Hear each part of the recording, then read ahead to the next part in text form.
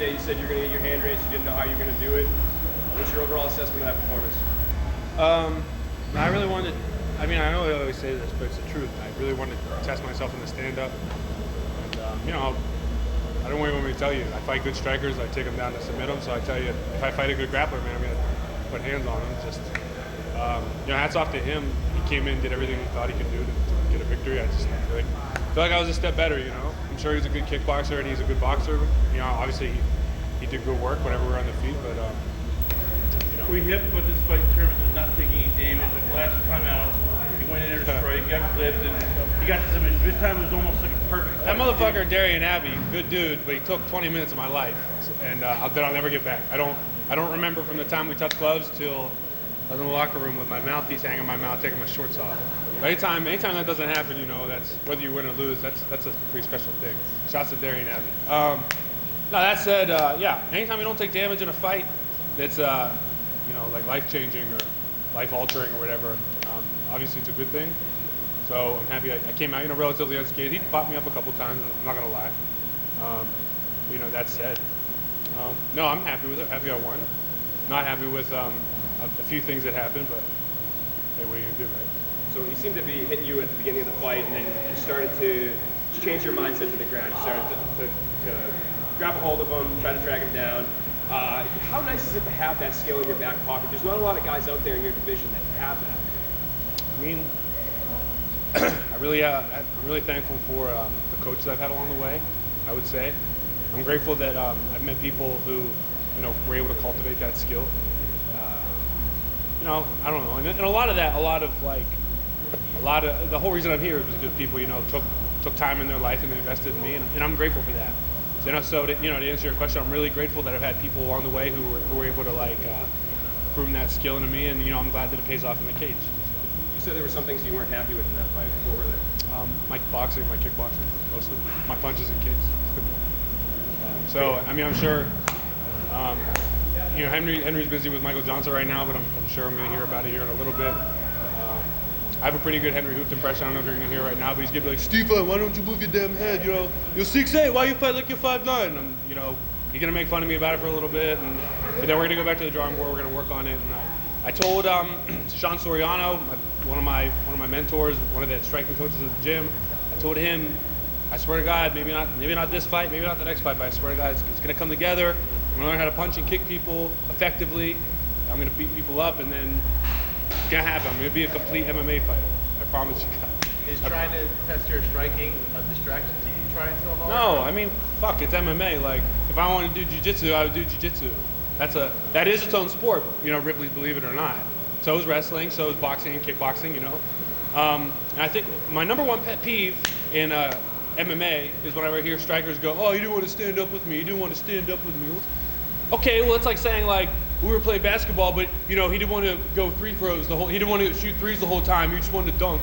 Of course, dude, that's part of the game. And I'm standing here in front of you telling you, like, okay, well, look, like, if I just wanted to grapple people, I'd fucking call up Renzo Gracie, or, I mean, one of the top gyms doing that, trying to be the best grappler in the world. But, you know what I mean, I'm trying to be the best MMA fighter in the world, and I'm at the best gym for that with the best coaches, the best training partners, the best teammates.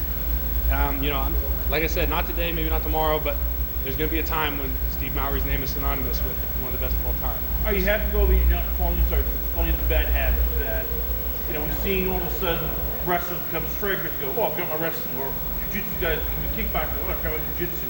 You still know that, all right, he has a big strike, I'm going to take him down to an armbar because, well, he has no idea what he's doing. Are you happy at least you're not forgetting your roots and becoming, all right, I'm going to become a 6'8" striker and screw my jiu-jitsu? No, I mean, it goes back to what I said, like, this is the sport, you know, punching people, kicking people, wrestling people, grappling people, all of that is the sport, you know. It's like, you know, I mean, obviously, yeah, you do. It is kind of a shame to see some really good wrestlers, you know, give up on their wrestling. It's a shame to see some good grapplers give up on their good grappling. But I don't know. That said, if you don't have a burning desire to get better at everything, maybe MMA is not for you. Maybe you gotta put tens on, or maybe you gotta, you know, put the gi on, go to Abu Dhabi, one of those. But Steve Mowry's working on being the best MMA fighter there ever was. going forward, how do you balance that improvement versus taking a step up in competition? Do you feel like you're ready for your next fight to be on a main card against a main card opponent? Is that what you're gunning for? Or? I'm ready to get my boy Tom. We're gonna crack open a few beers, put him down, go home, have Henry Hoof tell me how much of an idiot I am. I'm gonna probably talk back to him a little bit because I want to fight him. I'm allowed to do that. He was looking at you, Henry. I'm looking at the kid. He was looking at you, Henry.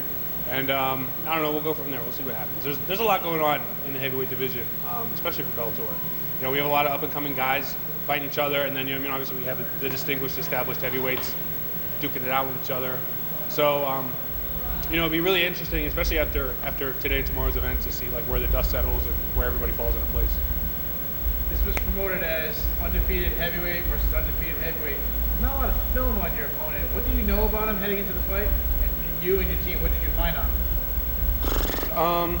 Well, so Stefan Struve is one of my main training partners, a good friend. He trained with him over in Holland. And you know, Stefan was very diplomatic leading up to this. You know, he did his best to, hey, you know, like, I'm not going to help you. And he said, hey, but I'm not going to help him either, kind of thing. And, you know, I appreciate that. But based on what I'd heard and like who he trained with, I was, okay, he's more of like a striker, more of a kickboxer type. And obviously I'm more of a grappler type. So, I don't know, that's all I heard. That's all I really had to go off of in this one. Obviously, fans have an opinion on you. What do you think the fans are going to be saying about you after this performance? God damn, that dude is handsome as fuck.